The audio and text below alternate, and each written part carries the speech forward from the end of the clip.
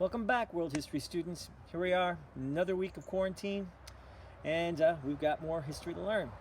Well, last time we were together, we talked about King Louis the 14th and how all his spending and everything led to problems later on in France. But now we've got to go to another place in Europe we haven't spoken of yet.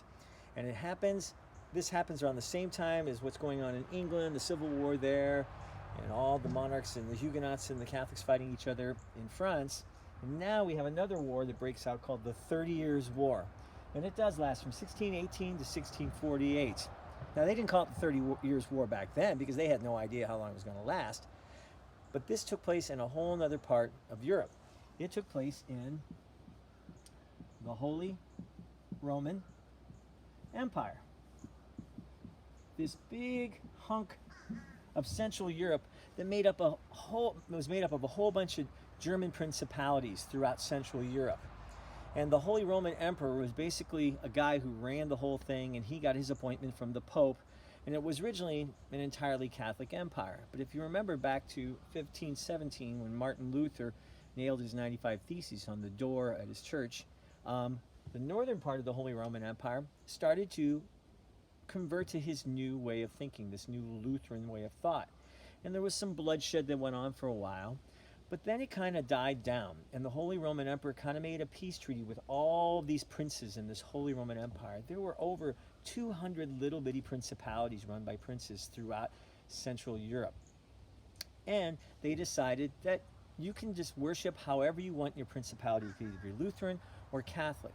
But something happened way back in 1618. There was a new Holy Roman Emperor, and his name was Holy Roman Emperor Ferdinand. And Ferdinand decided he wants the whole empire to be Catholic again.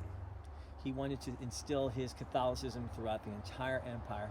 And all of the Lutheran princes in the north decided to kind of put their foot down, and they joined a union and they went to war against the Catholic princes. And so in the north we had the Lutherans. And they were up against the southern part of the empire that was made up mostly of Catholics. And as this war drug on, more and more people outside of the empire started aiding which side they liked better. Sweden came in on the side of the Lutherans. Spain came in on the side of the Catholics. Everybody started getting involved in this war. It turned into a major bloodbath throughout Central Europe. Emperor Ferdinand decided, if I'm going to win this war, I need some professional soldiers. So he hired a really, really rich general named Albrecht von Wallenstein. And Wallenstein had a professional army of soldiers that he paid with his own money. And after this war drug on and on and on, he decided, I'm going to go broke if this war keeps going on. So he decided the best way for his soldiers to get paid in his Catholic army was to let them go ahead and loot and steal whenever they were going through towns and villages. And the downside of it was his soldiers didn't care if it was a Catholic village or a Lutheran village. If they were going to get paid, they were going to steal. Imagine living in a small German village in this part of the empire during this war. When you saw an army marching towards your village, you didn't even know if it was going to be a good army that liked you, or a good army that was on your side but wanted to steal everything you had. You hid all your valuables. You took your wife and your daughters and hid them in the woods because the men would rape them and pillage the place. It was just a terrible time in history. Now, in the north, the Lutherans got a really good ally from Sweden. It was this really great king. His name was King Gustavus Adolphus, one of my favorite kings in history. Why? Because he's one of the very last kings in history to lead his own troops onto a battlefield, like right at the front of the army. The king of the whole country is leading his armies in. Instead of sitting way up on a hill saying, go get him, he's right down there in the thick of it. And at this time in history, there are bullets flying, there are cannonballs flying, there are people on horseback and people on foot. It was a pretty hairy war, and Gustavus Adolphus, the king of Sweden, would always put himself right in the thick of battle. And he doesn't even look like a hero. That's another reason I like him so much. He looks more like a walrus than he does Arnold Schwarzenegger. He's kind of big and round. He's bald. He's got this great big droopy mustache that hangs out of his helmet as he charges into battle. But man, does this guy have guts.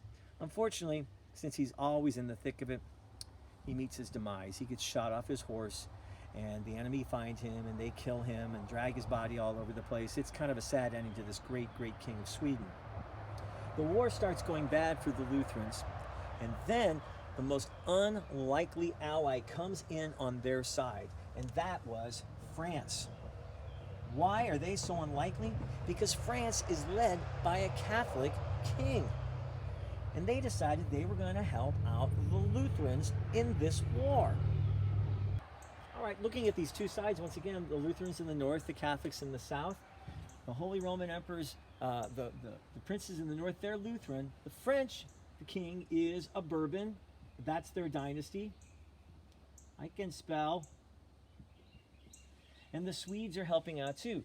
The Catholics in the north, both Spain and the Holy Roman Empire have a member from the same royal family sitting on each of their thrones. That family was known as the Habsburg family. Why does France get involved with this war? Because France is surrounded by these monarchs from this family to their west and to their east. And they want to do as much damage to that dynasty as they possibly can. When this war finally comes to its close, here are the results. France comes out on top.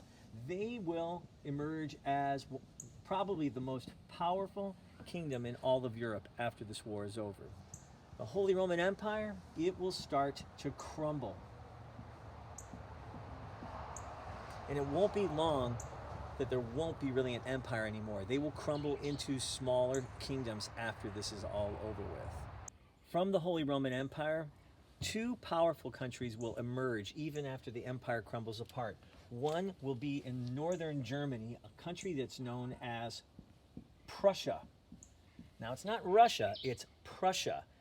And that will be in the northern parts of the empire. Today, it would be Germany.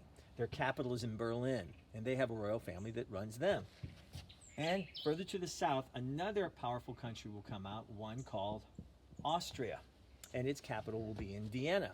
Both these countries are German-speaking nations.